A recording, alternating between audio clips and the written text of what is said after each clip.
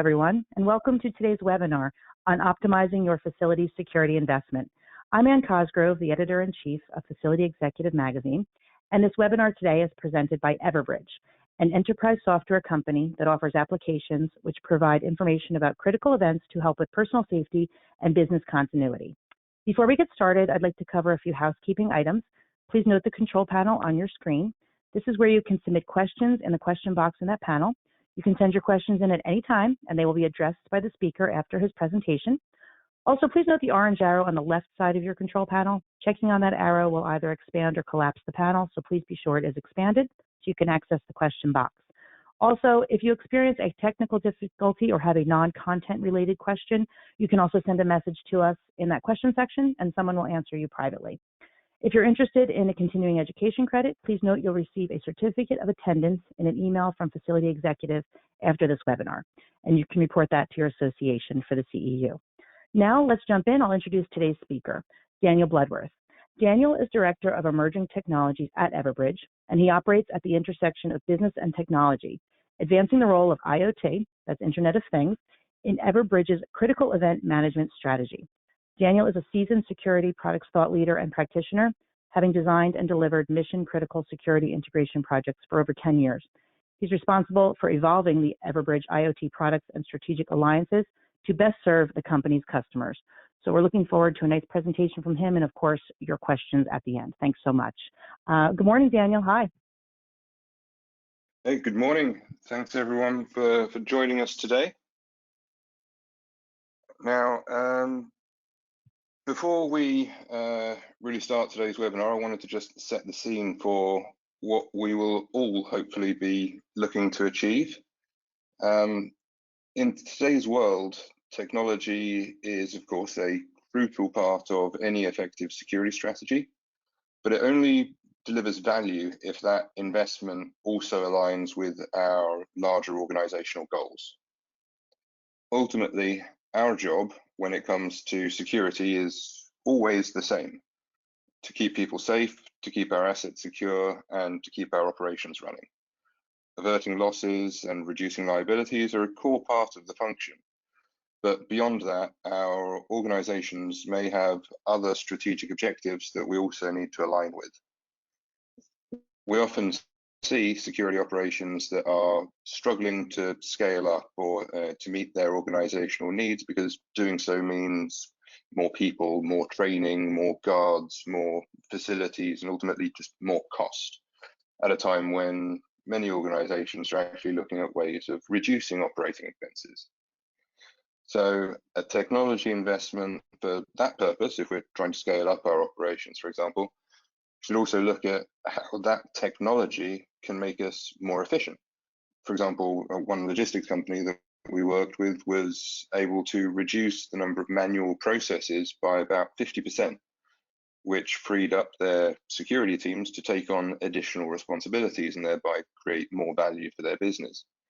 It might be that by using technology to centralize your security operations, you can offset a lot of infrastructure costs to be better spent elsewhere, like perhaps on more people, like we did for a large corporate multinational who actually managed to reduce their number of control rooms, their physical control rooms, by over 90% without degrading their service to the organization. Or perhaps you're in need of a technology refresh for any number of reasons, as so many people are, but the capital expense of doing that is, well, prohibitive. One of our government clients saved an estimated almost $7 million by being able to phase, or in some cases entirely avoid, expensive rip and replace programs. But whatever the key driving factors are, the point here is that it's crucial that we align the goals of our security operations with the goals of the organizations that we serve. So with that, we'll get into the main topic for today, the digital transformation of physical security. Now, whilst security has always been crucial, it's probably never been more critical than it is at the moment. You know, the effects of the pandemic combined with turbulent conditions all around the world, both natural and man-made, it makes providing a safe and secure environment an essential element of any organization, let alone when trying to encourage people to return to their workplaces.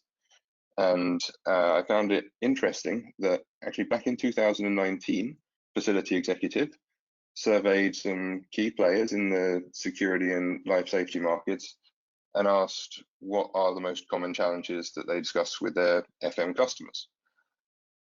And even back then, most stakeholders agreed that the need to do more with less in terms of dollars is a consistent and common theme, which often then leads to those conversations on topics like energy conservation, data security, more integration, additional systems like access control and so on, and the need for open standards.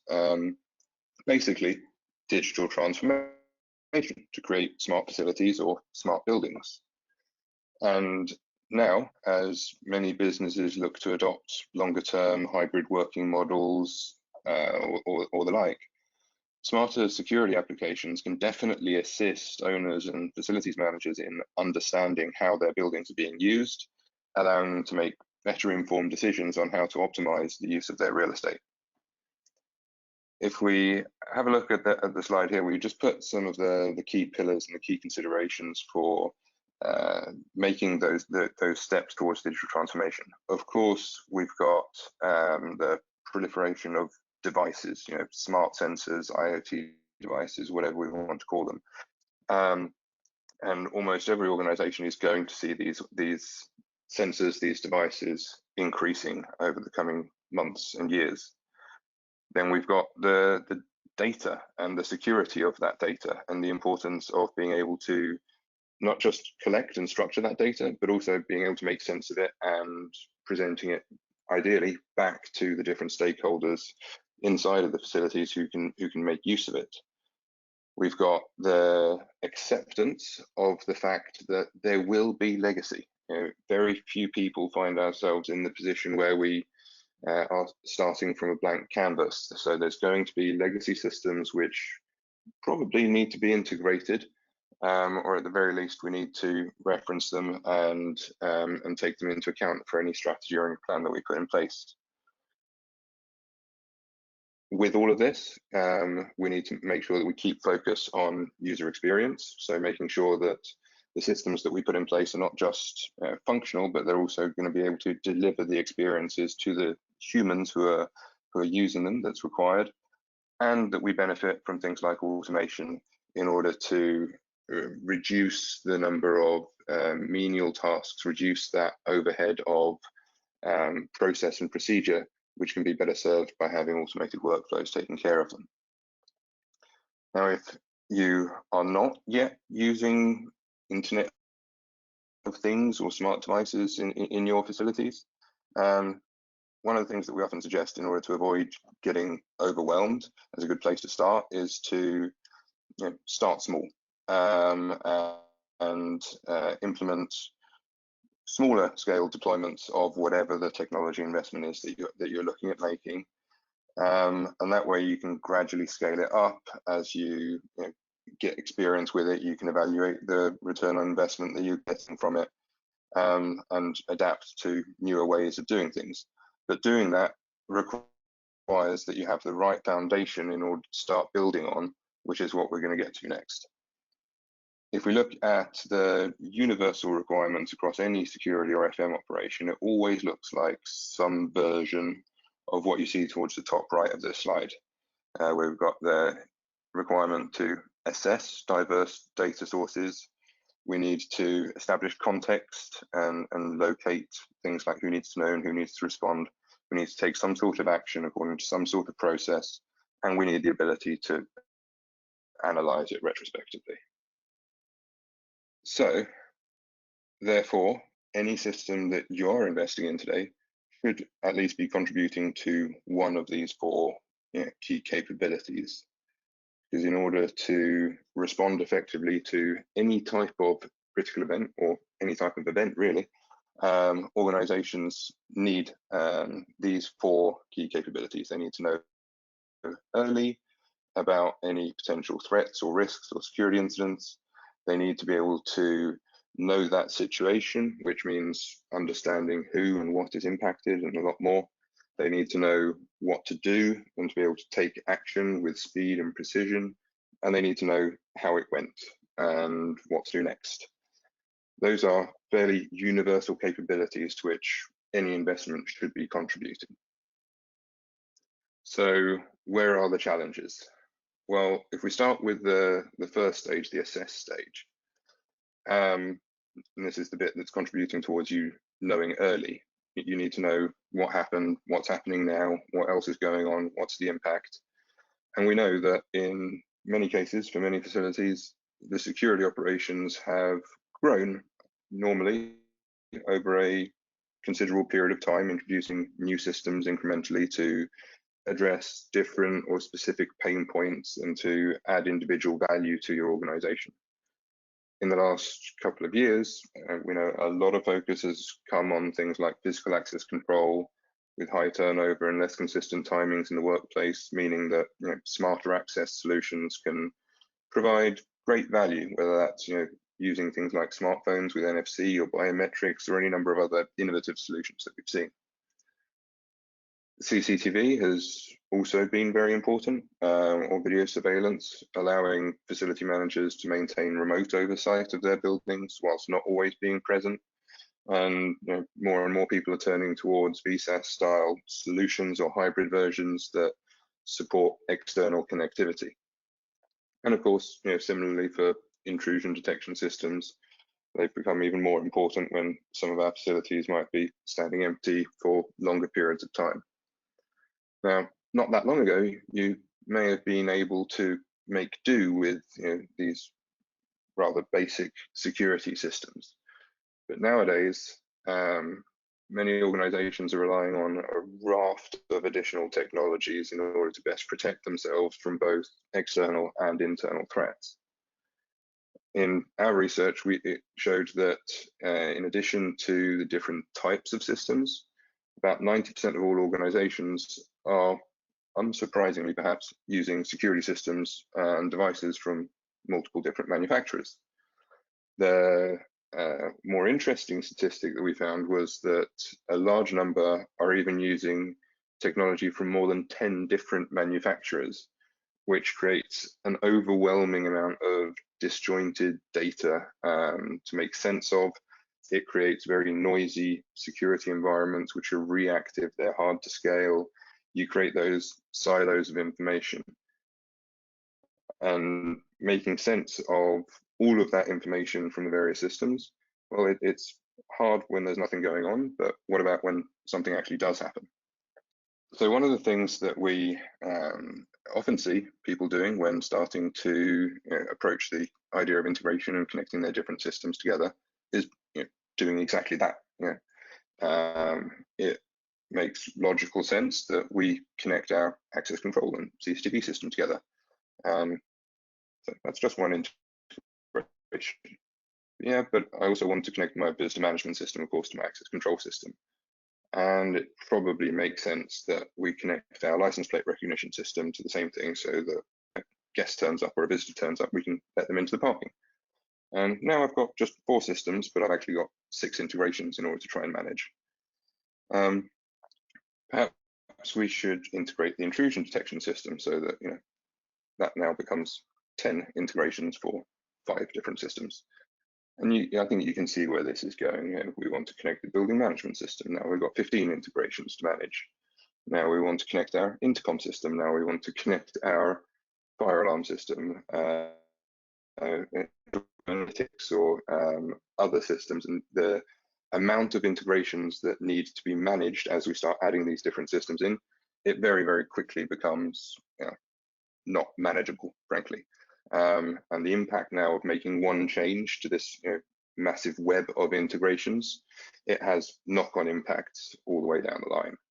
So for any IT professionals in the audience today, it's basically a similar concept to introducing a core switch to a network, right? It's true, not all networks require a core. You might be able to patch your way through to a workable position, but once you get to any sort of size or scale, you almost certainly will want one. And now, when you need to make a change to one system, it means doing exactly that. Instead of having that exponential curve, you've now got a horizontal line. As we mentioned earlier, in more recent years, the acceleration of various technical advancements, which has left facilities with, frankly, an abundance of choice for different point solutions to enhance almost every area of facility security, whether video analytics, touchless, biometrics, RFID, mobile, duress, thermal screenings, so on and so on. There's many more types of network systems that are thriving in today's IoT era, and that poses the obvious technical challenge for organizations, because in order to get any combined benefits from these systems, it's traditionally meant that you have to choose between going with either a single supplier, which of course nobody ever has everything for everyone, or accepting that some of those systems are going to have to work in isolation, which goes against what the objective of what we're trying to achieve. So in order to manage an effective digital transformation of your physical security practice, it's crucial to make sure that you are always in command of your future technology selection. And you do that by implementing a truly open platform that isn't tied to specific vendors, and which has demonstrated track record, ideally, of being able to integrate an unrestricted range of different types of systems. And we would always encourage as well that you need to give thought not just to expansion, but change as well. So organizations do have a tendency to change with the times, and products and priorities change, and policies and strategy changes. And history has shown us that we can't always predict what new technology will bring benefits for your facilities in the future. So if the platform that provides your foundation is limited to only certain types of systems and the ones that you use today, then those limitations are going to be obstructing your roadmap tomorrow. A lot of the time we see physical security plans and programs that being predetermined by existing products or systems already in place, where having that direct interoperability puts a hard ceiling on how far you can go or what your digital transformation can actually achieve. The next step in the process after assessing is that context. It's the getting an awareness of what's going on, who's impacted, what's impacted, who can respond, who needs to know. And the best way to do that, of course, is to have a single unified view of all of the information that's relevant to you.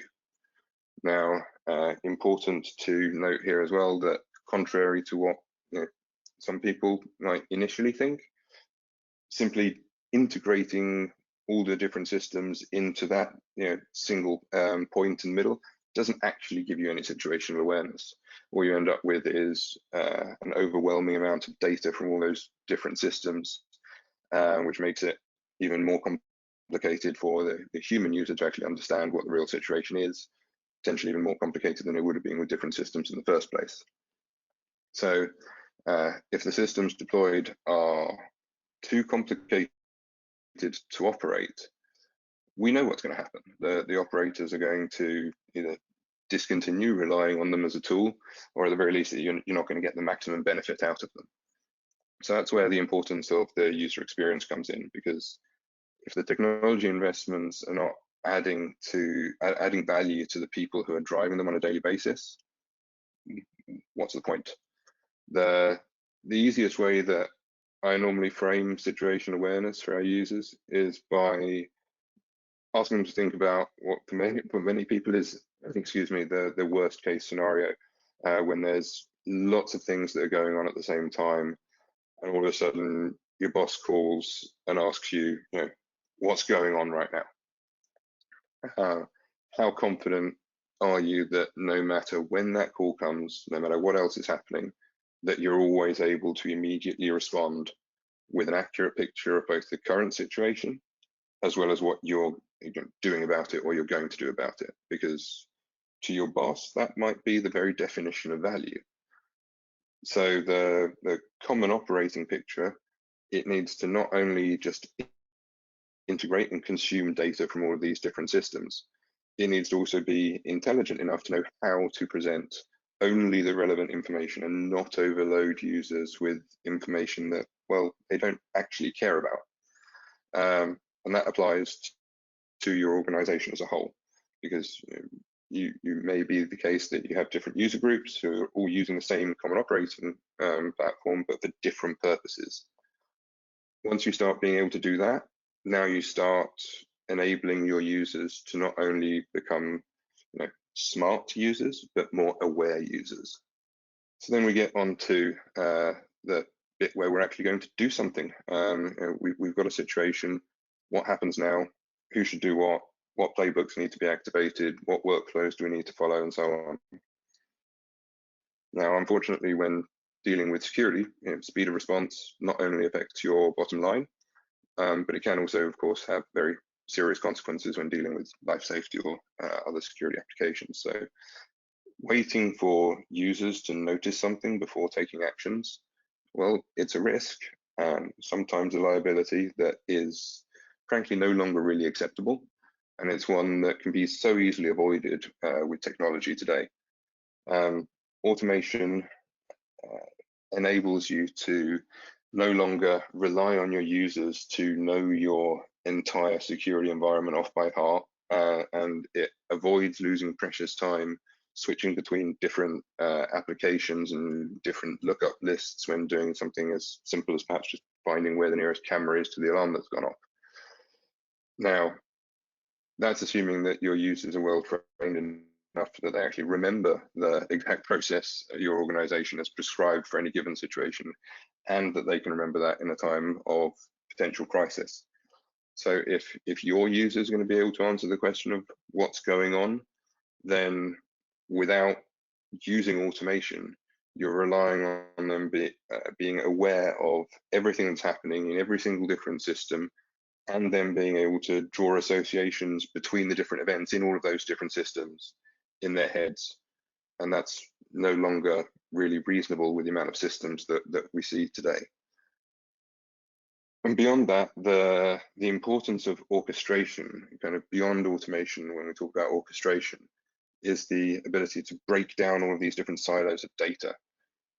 By having dynamic workflows, it means that you can not only just prescribe, if this happens, then do this, but you can start creating much more powerful but much more impactful workflows to your organization that's specific to your organization. So, if this and this but not this happens, then this is what we said that we should do, not what some software vendor decided is what should happen. And you should also then be able to reduce the strain and the reliance on training from your users. So you can start implementing more technology without increasing that training overhead, without increasing the need to learn every different system and every new system that you're putting in, because you're all operating from the same pane of glass. We're all using automation in order to determine what should be done next at any given stage. And I should also emphasize at this point, it's important that it's actually recognizing the one size doesn't fit all here when it comes to workflows and orchestration. Obviously, you're probably not going to want to handle every different type of event in exactly the same way. A door being held open at 2 a.m. in the morning from the area where you keep your most valuable assets in your facility is probably going to warrant a slightly different response to that same type of alarm of a door being held open from the staff canteen at lunchtime.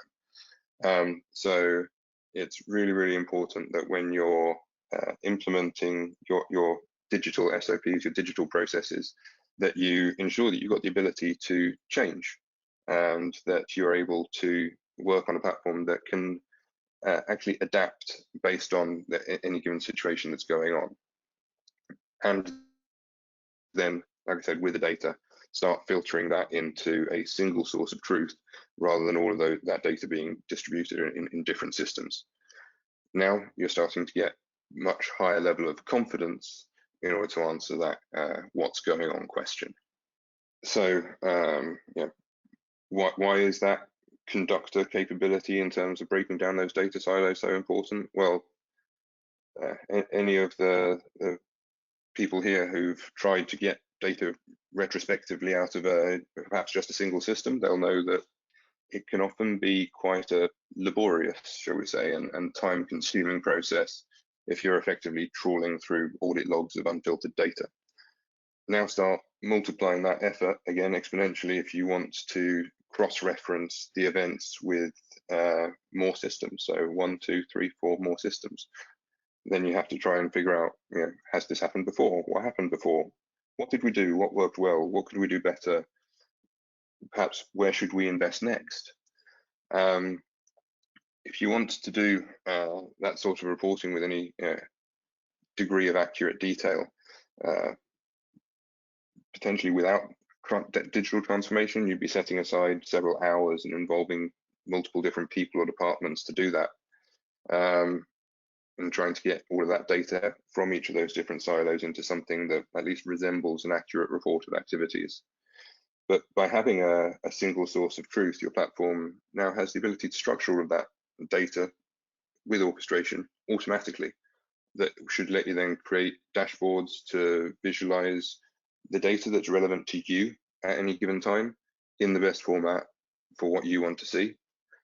And by having that data now structured and accessible from one central source, you should be able to use whatever business intelligence or data analytics tool that potentially you may already have elsewhere inside your organization to drill into that open data store from your security systems in order to gain all sorts of valuable insights. Now that we've got that genuine picture of what's going on, what happened, that's when you can now start to look at things like operator performance, asset utilization, incident hotspots, and you can start rapidly and, more important, accurately understanding your overall situational awareness and start making improvements. Now you can start understanding trends of what's happening across your organization holistically, not in isolation in terms of different systems. And you can start planning for how to improve your processes or close any gaps in your security or whatever is the mission or the objective of your organization that you're looking to achieve. So again, all of the systems that we use, or a lot of the systems anyway, that we use in security today, they are essentially creating an IoT environment, or at least if it's not an Internet of Things, it's at least a network of things. All accessible on a network, but all too often not connected, still living in those different silos. Now, critical, really critical to unlocking the ROI from security is by investing in technologies that are going to be reducing your costs over time. So in order to do that, you need to architect your security technology stack with a foundation that can support incremental evolution in a managed way, that makes it easier to fund, makes it easier to resource, makes it easier to deploy, and makes it ultimately easier to run.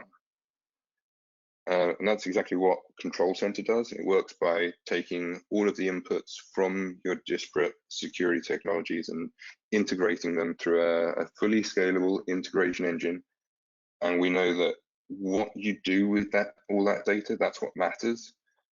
So we've got a rules-based logic engine that analyzes the data in order to verify what's important enough in order to take automatic action on, and to what's important enough in order to actually visualize to the user.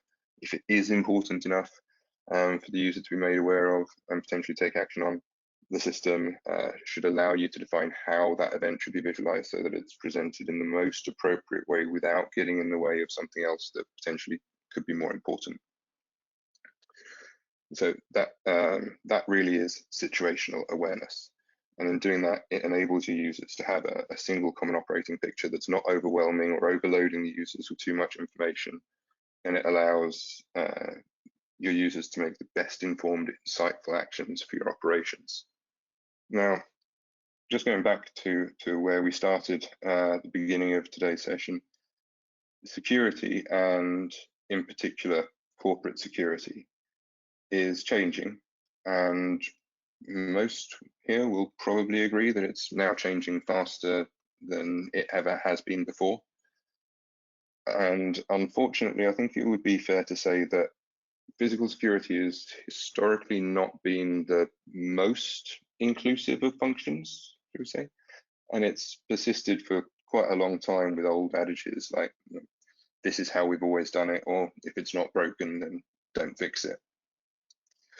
But sometimes maybe it is broken, right? Because if your security function is still acting as a cost center for your organization, then chances are something is going to have to change. And a lot of the time, physical security is being kept separate from other aspects of FM and almost certainly away from certain things like IT, or not considered as part of any smart initiatives. But the data collected by these different security systems and the ability to use them as part of a holistic strategy rather than just as a deterrent is actually one of the major keys to a successful smart building strategy. Because IoT and smart security devices are already enabling tremendous progress for facility managers everywhere. But to really take advantage of all of this technology, it is vital that these systems are integrated as part of a holistic building infrastructure. Otherwise, you can have the most advanced systems in the world, but without any way to connect the dots between these different systems, and if you keep having these silos, then there's actually still not going to be anything smart about your facilities or your building. And the whole point of smart facilities, smart buildings isn't just to be more energy efficient. Sure, that's part of it, but it's about using as much of the information available within the building as possible, connecting that information with the people who are using the building, and doing that in a meaningful way in order to actually optimize all of the different aspects of the space to reduce operating costs, whilst also making it a safer, smarter, more inclusive place that people actually want to spend time in. And creating that culture of inclusivity, it's essential. As I mentioned at the very beginning of today's session, it starts by aligning your security goals with your organizational ones. Then you can start to deliver on those business initiatives like efficiencies, meaning that you're not only streamlining the processes, but you're also reducing your risk. You're reducing your exposure by removing things like confusion of responsibilities between different teams or individuals. And once you've got that cross-functional collaboration and actual integration between your various different functions, then you can really start to get true situational awareness and provide your organization with the main thing that pretty much everyone needs: to have a holistic view of any types of threats that you're facing, the potential impacts of those threats to your organization, and the actions required by the different business stakeholders in order to effectively mitigate them. Leading facility executives today are going beyond what is conventionally possible with standalone technologies like BMS or security management systems or those things, in order to allow building owners and facility managers to get the best possible insights into their facilities and to make the best informed decisions. And in doing so, they're setting the templates for smart, resilient buildings that will thrive in the years going forward. And with that, I think we are wrapping up for today, and I will open it up to any questions. Okay, thank you, Daniel. Thank you very much for that talk. I really appreciate that. We have some questions that we'd like to put out to you. So if you, I will just kind of pose those to you and we'll go through those. Let's see. So the first question is, I'm going to kind of backtrack onto the question, the last slide you had up about the kind of the reasons and kind of the benefits of having the physical security information management. What are 2 to 3 key levers in the business case to make physical security information management worth investing in? What can facilities folks in the audience think about as they bring this to their other stakeholders as far as a way to move forward? Yeah, sure. That's a very very good question, very poignant one. And look, physical security today more than ever, it requires a business return on investment, right? So I can totally understand the question. and that can sometimes be a little bit difficult in order to capture. But like I said, it's absolutely essential. So security investments can have multiple different benefits. Probably the most notable ones would be obviously an improved security posture and improved financial outcomes. But when we are making the business case for investments in something like a physical security information management platform or any other security technology investment, it's really important that we capture the costs and benefits accurately if it's actually ever going to reach the boardroom, and that we actually present the expected or projected return on investment in appropriate financial terms. So, what are the projected returns? What's the budget cash flows that they're going to affect? What's the timelines? What's the savings, and so on. So knowing how to quantify that in ways that decision makers are going to be comfortable with seeing, it can be really, really important. In terms of PSIM investments, it can really be, like I said at the start, any number of different things. It can be a look and an approach in order to support scaling security operations without simply just adding more people or more space. It could be that there's a risk inside of your organization that you're looking to try and reduce by having that signal fatigue going on, by having too many different systems, and you need something in order to reduce that risk exposure. It could be that it's just a user experience initiative in order to provide your operators with a simpler, more manageable way of actually driving all of these different technologies. There's any number of different reasons why people would invest in the type of technology. But like I said at the start, the most important thing is to align it with what your organization is looking to do. So if it is an efficiency reason behind it, then look at how the technology can serve that purpose. Because similarly to many other types of technologies out there, it's not always just going to serve one specific purpose. It can do lots of many different things. So identify what's the most important thing for you and focus on that first. Okay, thank you. Thank you very much for that. I'm going to just switch gears slightly and talk about the actual technology and capabilities of some of the things you've been talking about today. And a word that jumped out for a few people here, as well as myself, was a foundation to build on. A foundation is very important. And you mentioned the Everbridge Control Center being able to integrate. You had a slide up there with integrating multiple other security systems. And so from there, I did want to ask, and we had some other folks ask, how to decide. Well, first is, could you generally describe the implementation of a control center? Obviously, there's many different scenarios, but maybe just kind of talk about what that implementation might look like to a facilities person. And then how to decide what initial installations to focus on. You had mentioned earlier, maybe not doing everything at once, maybe not pulling everything in your legacy systems. I think that's what you meant. So just kind of wondering if there's a framework that you talk to customers about that might apply here.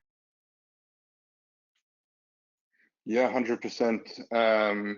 Again, very, very good question. So, I mean, we've been doing this for a really long time, and whilst I wouldn't necessarily call it a framework, we certainly have significant experience in doing this. And you're absolutely right of trying to boil the ocean or go big bang up front and try and solve all the problems that you could potentially think of solving, or that this technology has the capability of solving, all in one go.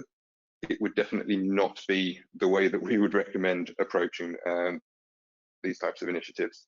Again, similarly to the previous question, the foundation is exactly that. So most of the time, we're not operating in greenfield in situations. With most of the time, there is legacy infrastructure, there is buildings and facilities with existing technologies that we need to integrate. So identifying what are the most important deliverables for this project. That's always where we start. So remove the technology factor completely. Yes, we're a technology company and we're all technologists, but that comes second. The first thing is to understand the purpose. What is it that we're looking to achieve? Once you've answered that question, that's when we start looking, okay, so what's the most valuable integrations that we can do? Is it to your access control systems? Is it to your license plate recognition? Is it video analytics? Is it that you're wanting to have a way of managing occupancy in your building and you want to integrate your visitor management system and some people counting systems? Whatever it is that is the objective of what you're trying to achieve, that's what should be driving how you start looking at integration. Then solve that initial objective first, and then iterate from there. Use it exactly as I said as a foundation, and then start, okay, what's my second objective? What's my next biggest thing? What's the other thing that I know is keeping my boss awake at night that I can solve, that we can try and help improve for our organization as the security operations team? Okay, thank you. And I'm going to zero in on a specific, you mentioned people counting, and I'm going to zero in on a specific question for you right now. And it says, what kind of technologies can we use to manage the number of people in our building? So is there something that you can talk about there in terms of that? I'm sure that's arisen as a client issue. So just wondering if you can speak on that for a minute. Yeah, sure. I think there's going to be a theme in some of my answers here. Obviously, there's many different types of technologies that can help with occupancy counting or people counting, if that's what the objective. But the first thing that I would suggest is to have a look at any of the systems that you may already have in place to see what data you can get from them initially before making any new investments. So perhaps you've already got something like a physical access control system, but perhaps it's just not broadly enough implemented across your organization. So then based on that, assess where your shortcomings may lie, and then augment that with additional data. So either that means expanding that system, or it means adding other people counting capabilities. So perhaps using a video surveillance in order to do some approximate people counting, or if most people in your building are carrying smart devices, then you might even be able to speak to your IT department and tap into the network data there to see how many devices are connected to the wireless access points at any given time, and put that on top of your foundation in order that as an FM team, that's actually now relevant to you, right? And that's the importance of being able to have that cross-functional across the organization collaboration, because nobody is really operating in silos anymore. And of course, there's many other point solutions and different types of technologies that we work with, that we have as integration partners. By all means, please reach out to us, and if we understand the specific objective, because again, everyone's different and every facility is different. Different types of technologies that can be more or less effective, depending on the typically the geographical and the operational environment that you find yourself in. Okay, thank you. Thanks for tackling that. And I do have one last question, and then of course, if you wanted to give us any closing comments, Daniel. But this last question is asking about best practices for security systems integration with other facility management software. So specifically, the question is, what are best practices for system integration like this with other facility management software or platforms? And I'm taking that to mean integrating with non-security systems to kind of bring, I think you had a building automation integration on one of your slides, kind of nodding to the non-security aspect of things. So can you talk about that? Absolutely. Yeah, absolutely. So it's a really, really good question. It's something which speaks to an appreciation to the fact that this is where we need to go. This is where security is no longer just security. It's now starting to be able to interoperate and add value across an organization. So something like integration to facilities management software, really good idea. I mean, the platform and the foundation, when I was talking about control center, It's the whole point of it is that it's able to integrate to literally anything that you can put on a network that has some sort of interface. So typically we would be integrating with things like HR systems, travel tracking systems.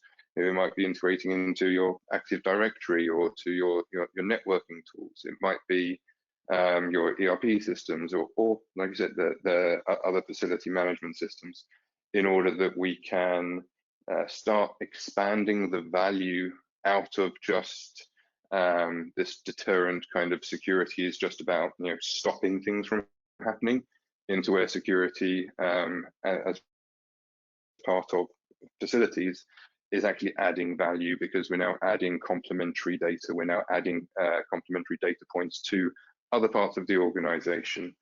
So yeah, I think that's a really good question. I'm not sure if I actually answered it in all of that, but it's definitely something that we would say is a great idea, great path forward, and whatever foundation that you put in place should be able to support that type of integration. Great. Thank you very much, Daniel. Thank you for answering that question. So it looks like we're out of time. I did want to thank you again for your presentation and for taking those questions toward the end. I really appreciate your time. Thanks so much. Thank you very much. And yeah, hope everyone has a great day. Okay, and thank you, Everbridge, for sponsoring the webinar, and to all our attendees and for your questions. A recording from today's session will be made available on our magazine's website. That's facilityexecutive.com. And you can also visit everbridge.com to learn more and learn more about what Daniel's been talking about today and find out solutions for your facilities. Thank you very much. Have a great afternoon.